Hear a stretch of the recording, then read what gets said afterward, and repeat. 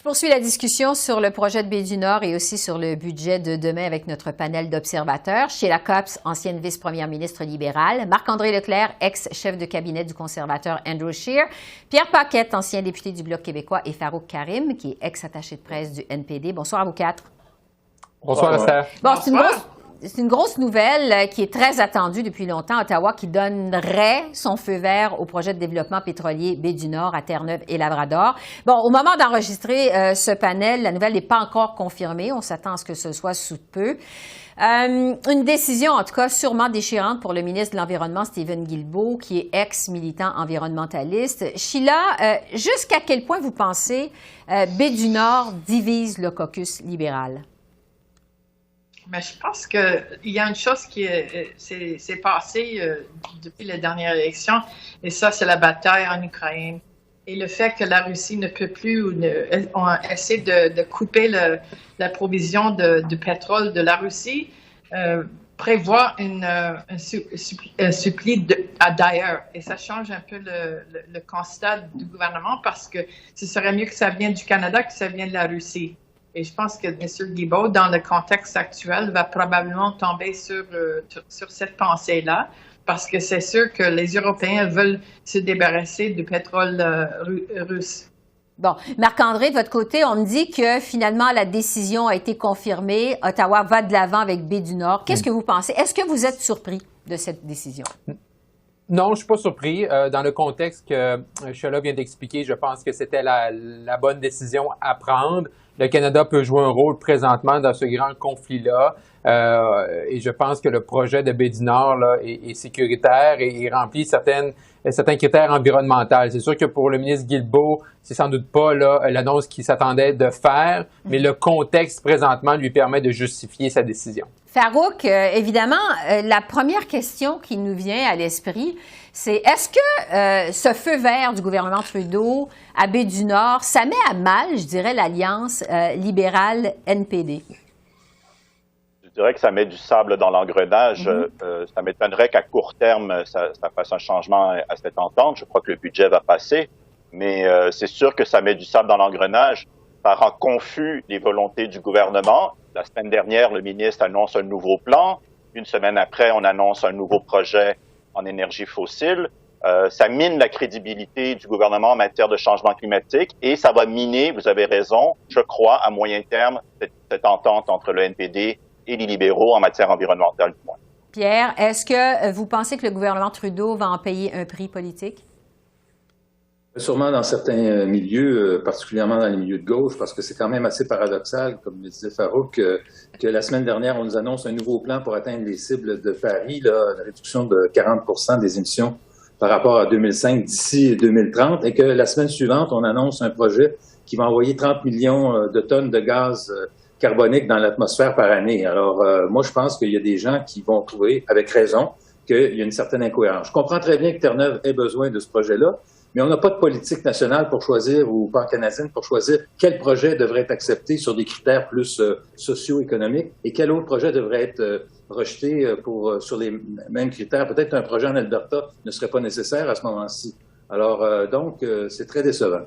Sur les attentes, évidemment, bon, on va voir les suites de cette annonce de ce projet qui est finalement confirmé. Je veux vous entendre sur les attentes face au budget de demain maintenant. Bon, on le dit, ça fait des semaines, là, les demandes sont nombreuses, les spéculations tout autant. J'aimerais décortiquer, en fait, les grands thèmes, les attentes avec vous. Sheila, d'abord, sur les mesures pour aider les Canadiens face à l'inflation. Ça pourrait ressembler à quoi ces mesures, selon vous, pour aider justement les contribuables à faire face à la hausse du coût de la vie? Je pense que s'il y a des gestes posés dans ce contexte-là, ça va probablement être en direction des gens qui sont les moins bien nantis. Alors, pour payer, par exemple, la nourriture, les choses de chauffage, les choses qui sont vraiment principales dans la vie de tout le monde. Et il pourrait y avoir quelque chose comme un crédit d'impôt pour ces gens-là qui ne toucherait pas ceux qui sont en dessous de 100 000 $ par année, par exemple. Oui.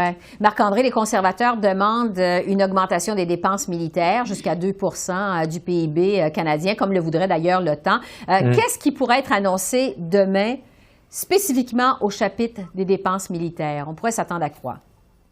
Bon, on a vu au cours des dernières heures les libéraux voter en faveur de la motion conservatrice justement pour l'augmentation des dépenses de 2 du PIB en termes de dépenses militaires. Donc, c'est certain que demain, ça serait très surprenant que Mme Freeland n'annonce pas de nouvelles mesures. Ça va être quoi concrètement? C'est là également qu'il faudra voir. Mais si on veut atteindre le 2 ça veut dire une augmentation de 16 milliards de dollars dans le prochain budget seulement en nouvelles dépenses militaires. Donc, c'est là également que Mme Freeland n'a pas beaucoup de marge de manœuvre, qu'on prend en considération l'ensemble des autres mesures qui étaient également dans le dernier budget, mais également l'entente qui a été signée avec le NPD. Oui, Farouk, du côté des néo-démocrates, on le sait évidemment que le gouvernement jette les bases d'une assurance dentaire au pays. Ça pourrait ressembler à quoi? Un premier jalon de l'assurance dentaire, parce qu'on ne demande pas qu'on annonce demain l'assurance dentaire, mais un premier jalon. Ça pourrait ressembler à quoi? Selon les termes de l'entente, ce qu'on est supposé voir dans le budget, la première étape de l'assurance dentaire, ce serait la couverture des jeunes de moins de 12 ans. Donc, je m'attends et le NPD s'attend à ça. J'ai entendu M. Singh cette semaine dans sa conférence sur les attentes budgétaires. Il a répété cette attente sur l'assurance dentaire, des pas sur le logement abordable et également pour le logement autochtone et également des mesures pour taxer ceux qui ont fait des profits durant la COVID. Donc, je crois qu'il va y avoir ces éléments-là dans le budget, d'autant plus qu'évidemment, il y a eu une entente entre les deux. Faisant partie de l'entente, pour terminer, Esther, les deux parties doivent se rencontrer avant. Donc, il y a eu un briefing sur les éléments du budget. Monsieur Singh sait déjà ce qu'il va avoir dans le budget. Et sa conférence de presse, il semblait pas très choqué. Donc, je m'attends à ce que les éléments de l'entente soient dans le budget demain. Oui, on va voir ça évidemment demain. Pierre, je veux revenir avec vous sur l'inflation, parce que c'est un peu le nerf de la guerre pour les Canadiens. Là, ça touche directement leur porte-monnaie. Ce serait quoi, selon vous, demain, la meilleure mesure, je dirais, pour venir en aide aux Canadiens qui sont affectés? Moi, je pense que c'est une indexation totale des prestations qui relèvent du gouvernement fédéral, la sécurité de la vieillesse, l'assurance emploi, le supplément de revenu garanti. Le gouvernement fédéral transfère aux particuliers des sommes d'argent qui sont indexées partiellement. Alors, c'est le temps de les indexer totalement pour aider, comme le mentionnait Mme Copps, les plus démunis.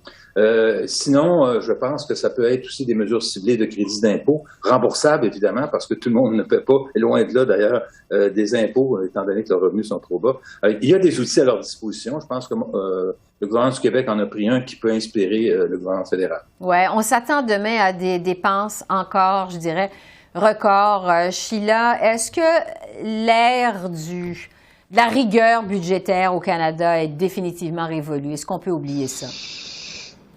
Oh, je pense que ça va être une question aux prochaines élections. C'est sûr que les conservateurs vont vouloir retourner à ce sujet-là. Et pour les autres, là, on a tellement de demandes sur la table.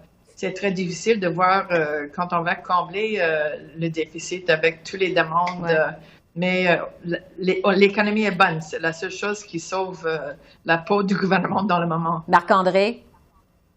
Non, effectivement, l'économie est bonne. Ils vont pouvoir profiter de plusieurs milliards là, grâce à l'inflation, à la croissance économique. Mais tu sais, ça reste néanmoins avec l'entente avec le NPD. C'est un budget qui va être écrit à l'encre orange, mais qui sera toujours dans le rouge. Et la question, c'est de savoir est-ce qu'un jour, les libéraux vont prendre le crayon noir pour écrire leur budget.